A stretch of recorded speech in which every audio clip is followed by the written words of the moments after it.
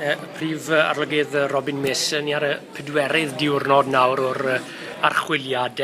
Pa mor agos i ni at ddod o hyd i April? Wel, ni'n gwneud popeth gallwn ni wneud i chwilio Megrol. Mae tîmau arbenigol dyn ni allan, heddlu o hyd Gymru a Lloegr. Mae arbenigwyr eraill yn ei roi cyngor i'r tîmau ni a ble dylen ni fod yn edrych a defnyddio profiad ar hyd bryden i gyd. Dyn ni'n defnyddio, mae bad achub allan, mae'r lifeboat gwylio'r reglanwyr, mae lot o bobl, Mountain Rescue, mae brwfrydedd allan, mae lot o bobl yn ei llawer o waith i edrych amdani.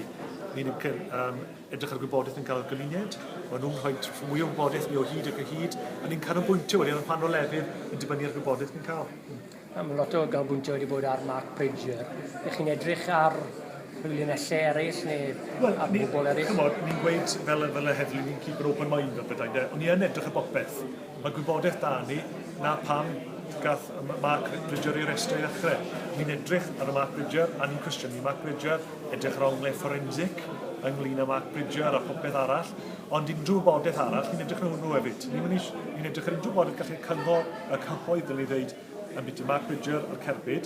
Os mae gwybodaeth sy'n bod pa mor fach yw ar cyhoedd, maen nhw'n meddwl falle bod ddim yn bwysig, a falle bod heddlu'n gwybod yn barod. Ni'n gweithio chi'n ffondiwch nhw. Yn gwrs da chi, achos gallai darn bach o wybodaeth yn bwysig iawn i ni yn yr ymchwiliad yma. Robin Miss, diolch yn fawr iawn chi.